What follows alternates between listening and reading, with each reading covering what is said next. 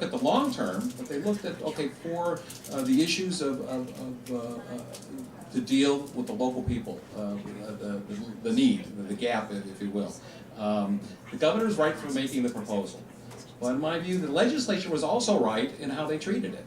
They were looking at it, I think, correctly. They did not enact it, and they, in a sense, they basically were going to, in my mind, and after talking with Ron Amstutz, that they were going to be looking at reform of that, as to what they could do with that system to address the needs of those people, legitimate needs and desires and benefits to the local community that were required, without stepping into and being a party to what many of us look at as really the poison pill of our American system.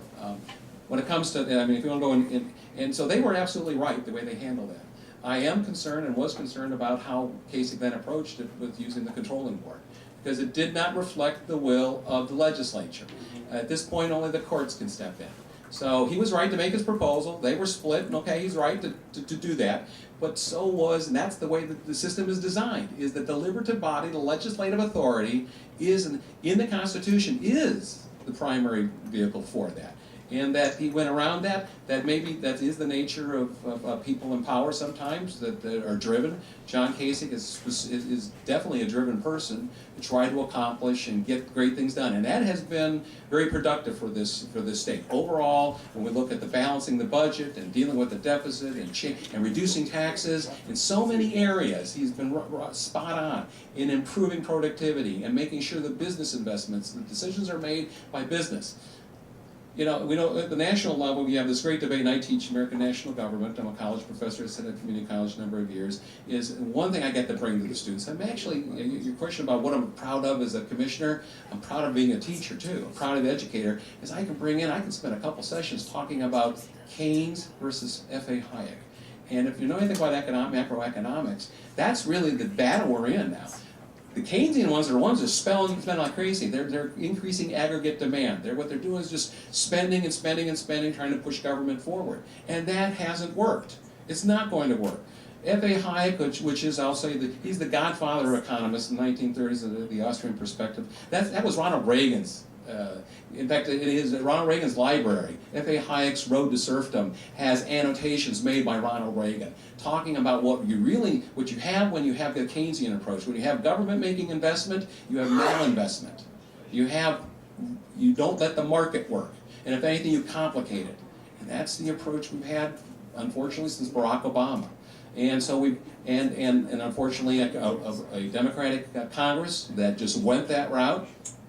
And I know, obviously, Boehner and our good Republican Congress people are trying to reverse that, and hopefully, God willing, we're able to reverse it and get control of the Senate, and of course the presidency in 2016 to undo that and return back to good common sense. So when it comes to the Medicaid expansion, I understand why I did it, but I've already told you where I'm at in that. When it comes to Common Core, I am a college professor, and I'm very cynical or resentful of any kind of people trying to impose a curriculum from the top on down. If anything, I've said, I'm a local government person. I believe that when it comes down to it, is as a professional, I have an obligation to my students and a history of presenting my students various options. Enough of the textbooks that I get are liberal. I try to balance it out with more conservative writings and then try to make sure in college it's a learning experience, they get to hear both sides. And I am very fearful of any kind of administration, whether it's Columbus or at the national level, imposing a curriculum upon me that says I got to use this source and I have to use this source. I understand learning objectives. That I can do. Critical thinking and so forth. But in that critical thinking, if I can bring in the sources and make sure and teach them the techniques of critical thinking, that's an improvement, and that's fine. And so learning objectives are fine. But when it comes to the Common Core, like I said, I'm fearful of that anything imposed from top down. It's got to come basically from enlightened interest and knowledgeable people taking part in using their authority, using their power at the local level, my responsibility as a professor, in bringing in, make sure it's a balanced curriculum. That all professors do that? I can't say that. I mean, my history when I was going over University of Akron, I know, once they found out I was conservative, oh my God.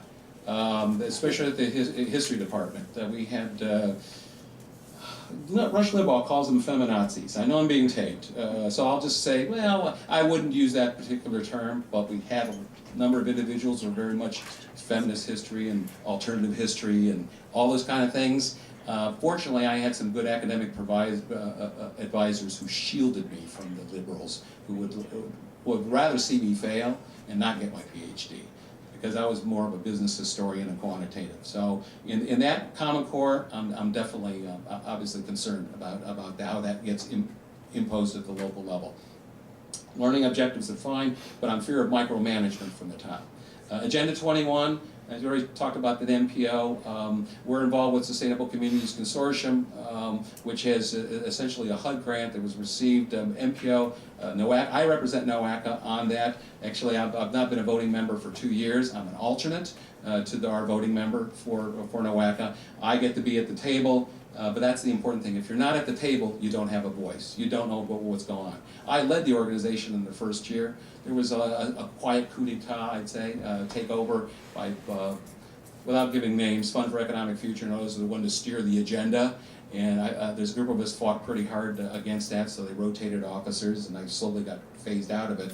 But when I was president of that organization, I made sure that we had transparency. I made sure the very first resolutions we passed, because it's a nonprofit organization, it doesn't have any government power, but it's using some government money, that it has to follow the Sunshine Act. It has to have public its records, even though it's a nonprofit, it has to be public records, or they have to be available. That there's a democratic process. That there's a balance of interest. We expanded the board to make sure we had more people involved. So when I was at the helm, if you will, and in control, or had some influence, I made sure to help make sure that the money was being spent visibly, that it was not being, as best we could, wasted or diverted for cronies of people up in Cuyahoga County or Cleveland or any of the other nefarious people that might have liked to direct it. To try to keep that agenda pretty much that they were developing was open and transparent and as much public involvement as possible. And I'd be glad to talk any specifics about that operation, some of the recommendations. I do have some handouts that's right now going to be released next Tuesday for public comment, involving some of the conclusions of that regional study. There's been a lot of research. There's been quantitative research and qualitative research in that. There's been quantitative, what we call positive.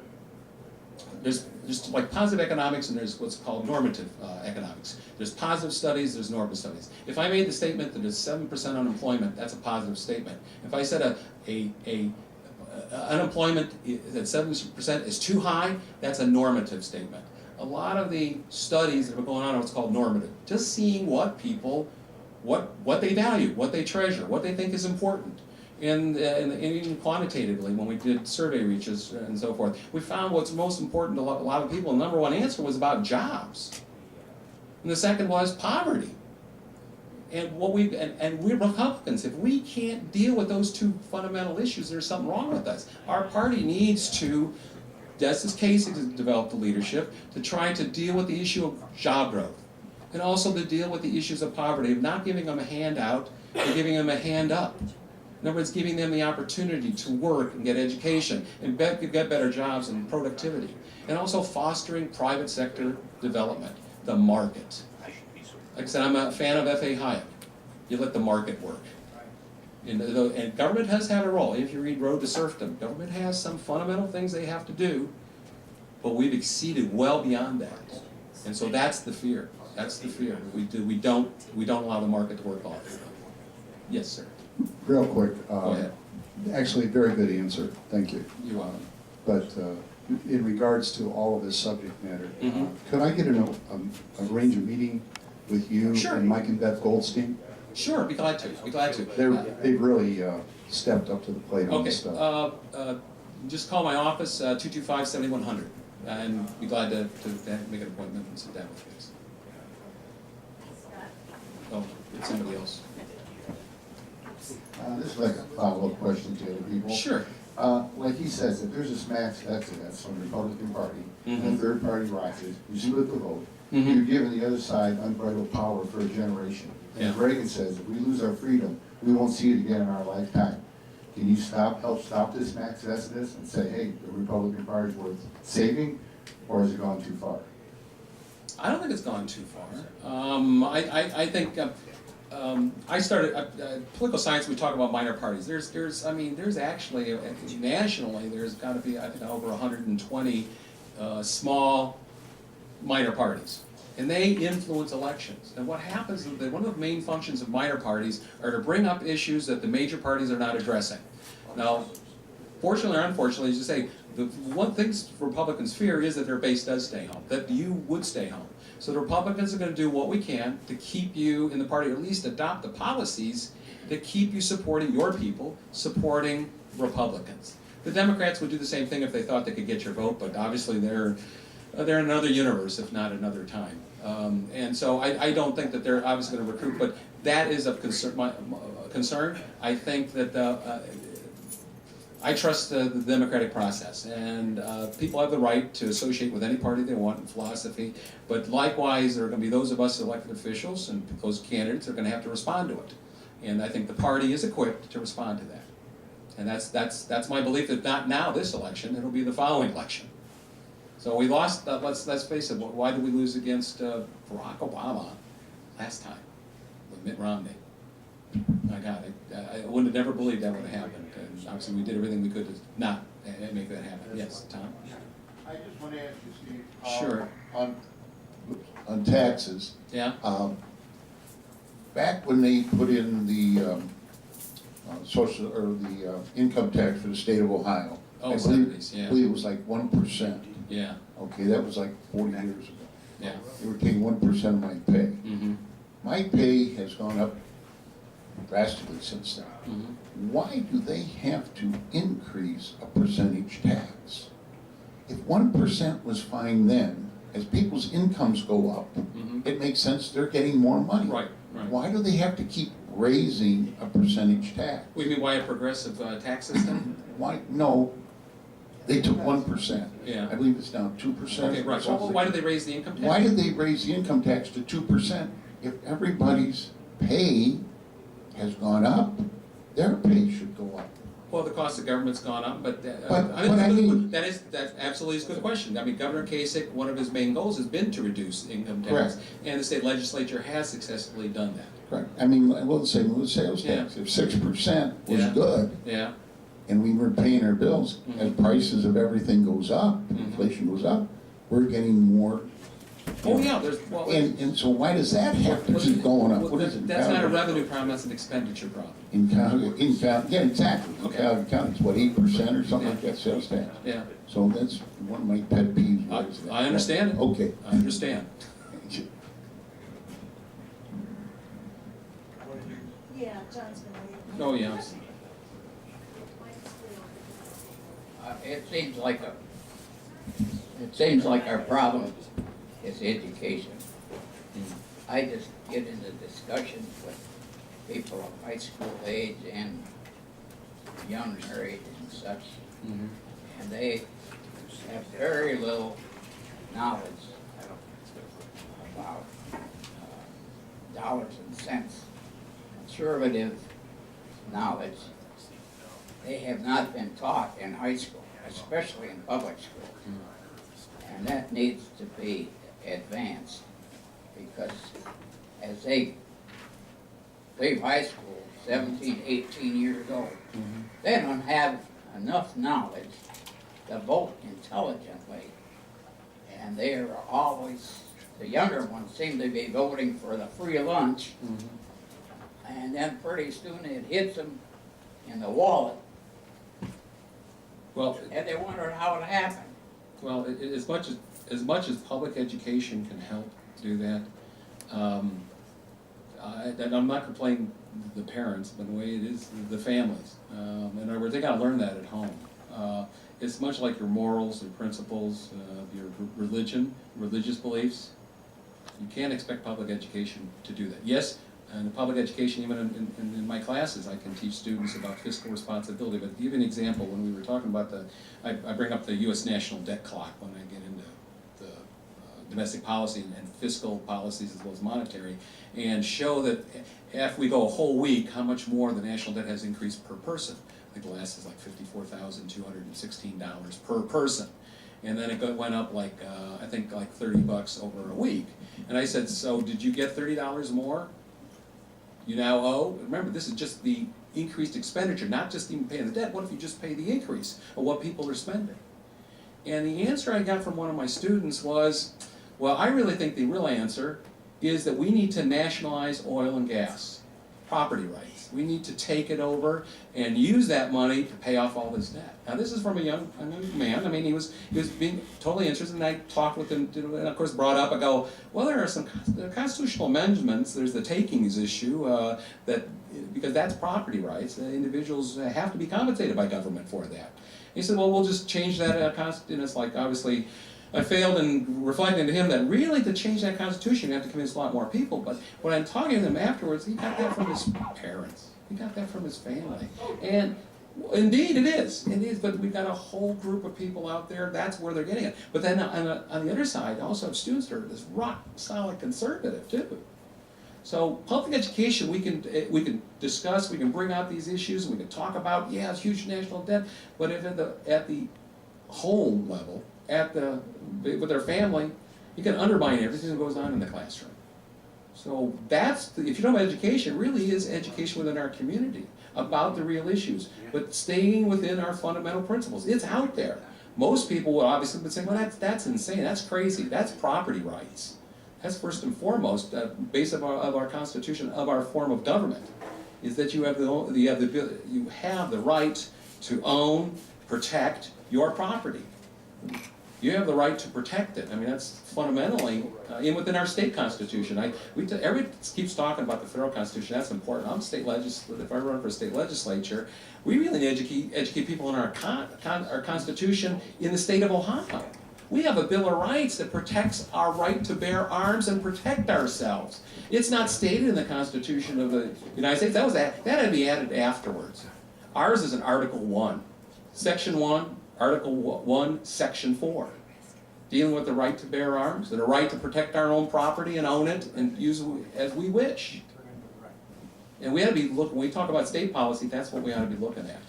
And the Fed's going to do, and we'll fight that battle too, but it's an education. It really is fundamentally an education, as you point out, but it's not one the public school can do by themselves. It's one that really requires at the community level, within the families and so forth, and parents and their children. Well, the more unionized the household is, the less the kids are educated towards free enterprise.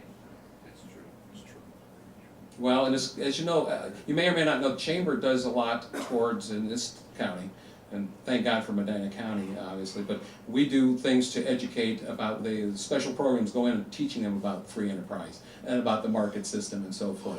A number of programs that go on, that maybe you're unaware of, that to promote education when it comes to those basic financials. So at the community level, at the institutional level, like schools, we do our best. What it comes down to is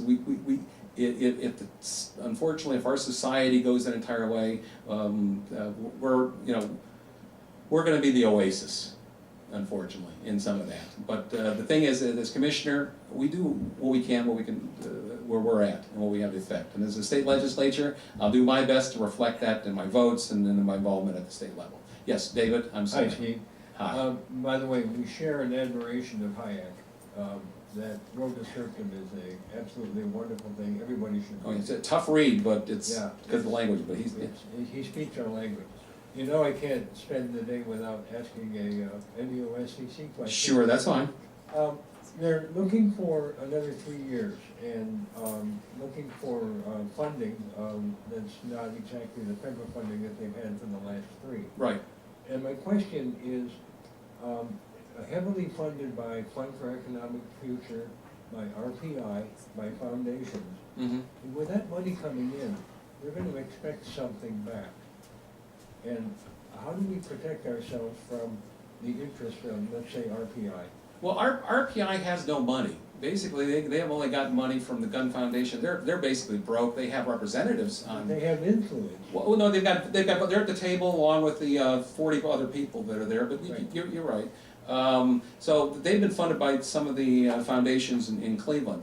The Fund for Economic Future has, even though they on paper said they were funding, they've actually only put in about 30% of what they promised. I saw that. And a lot of that has to do because we didn't follow their agenda. They were basically anti-sprawlers. They were basically about ones that were trying to subvert property rights, I'll be honest with you.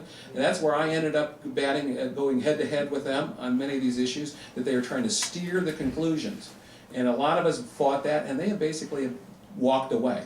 So any future funding of that's going to be on a project-by-project basis, dealing with some specific issues, more likely a project in Cuyahoga County or a project in Mahoning County or something like that. So it'll be one that certainly fits in the context of a nonprofit getting involved with community development. So I can't see it, but just to, I know the concern is that Agenda 21, there's this, remember, what's coming out of the next several months are recommendations for local governments, for county governments, for metropolitan planning organizations, for other people to consider how to deal with this problem. It's going to have a whole universe of recommendations. Nobody's going to agree with all of them. Most people might agree with some of them. And then in between, it's like, okay, but it's going to be up to local government, up to those individual to decide whether that's useful information or not. A lot of money's been spent. The final report, as I've insisted all along, a number of us have insisted all along, has to be documented. It has to be footnoted. It has to be indicated very clearly the type of data. Is it normative data, or is it basically statistically valid data? And as you know, there's a big difference. We have a whole universe of opinions in Northeast Ohio as to what the problem is and how to solve it. And so there's going to be a lot of things in there that are like, well, certainly Medina County won't support that, and we wouldn't even think about it. Well, there might be some things, yeah, we need to, for our own sake. And I call it's enlightened self-interest.